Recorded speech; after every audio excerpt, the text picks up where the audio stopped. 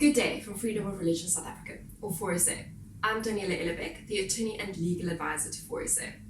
Now, today we're going to be discussing quite a hot topic, namely the Department of Home Affairs' proposed modernisation of South Africa's marriage laws.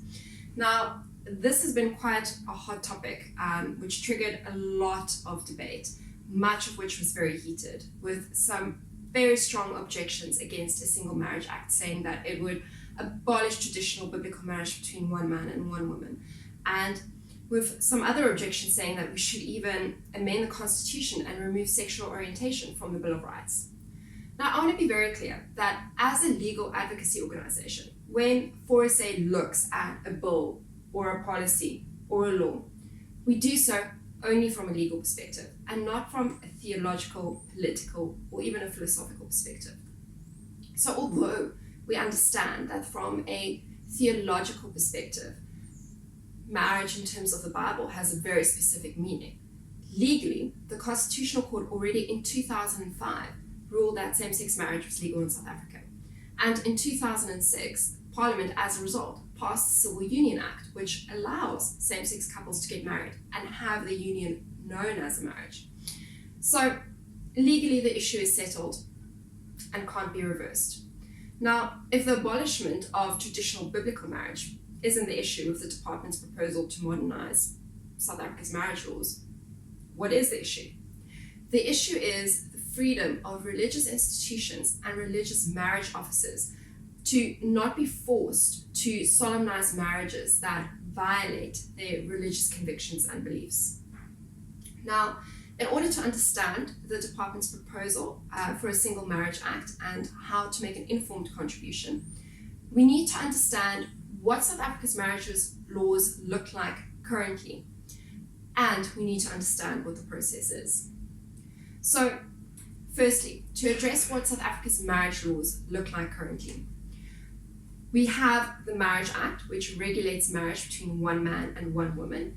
and in terms of which religions such as Muslim and Hindu can also get married, but they need to abide by the technical requirements of that act as well as the other provisions, such as the fact that one needs a certain number of witnesses and that the marriages can't be polygamous. Then we also have the Civil Union Act, in terms of which either heterosexual or homosexual couples can get married and have their union known as a marriage.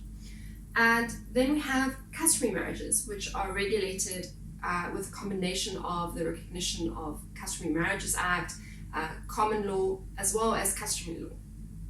Now, what we see is that although we have this huge variety of marriage laws in South Africa, many women find themselves in vulnerable positions because their marriages are legally discriminated against because they're not recognized as being a marriage. Now, on top of this, the department is also encountering problems with marriages to minors, the registration of customary marriages, marriages to foreigners, fraudulent marriages and or marriages of convenience, and so forth. And all of these are issues that the government is saying, well, they need to address. Now, in light of this is what the department is proposing a Single Marriage Act, or rather, why the department is proposing a Single Marriage Act. And the process going forward is basically two legs. One, we have the instruction given by the Minister to the South African Law Reform Commission to investigate whether or not there's a need for a Single Marriage Act, and then also to advise what this act should look like, because it can take the form of an act with a unified set of requirements and unified set of consequences for every single type of union in South Africa, or it can take the form of an omnibus or umbrella act where we have one chapter dealing with marriage between one man and one woman, one chapter dealing with Muslim marriages, one chapter dealing with marriages between same-sex couples, and each of these would have their own set of requirements and their own set of consequences. Now, as a result of the instruction from the Minister, the South African Law Reform Commission published an issue paper for public comment, and these comments closed on the 31st of August 2019. Now, once it has evaluated all these comments, the South African Law Reform Commission will publish a discussion paper with a proposed draft bill attached for public comment, and only after this final process of public comment will it publish a report to the Minister. Now, in terms of the call for comments on the issue paper, 4SA's submission to the South African Law Reform Commission was that the Umbrella Marriage Act, with different chapters for each unique type of union, and each of these containing a different set of requirements and consequences, would be best suited to protecting the religious freedom of religious institutions and religious marriage officers. Now, the second leg of the process is the formulation of a marriage policy by the Department of Home Affairs. Now, importantly, a policy is not a law, but it does provide a platform for a law.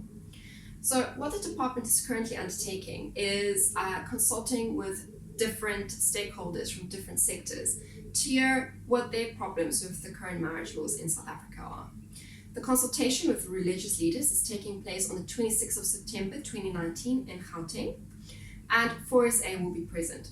Now, to date, 4SA has been actively involved in this process, and we will remain so, alerting to the public where the process is at and what they can do to be involved. Now, for those of you who would like to stay alert as to what is happening, please keep an eye out on our website at www.forsa.org.za, where you can also sign up for a newsletter, or follow us on Facebook at Freedom of Religion SA.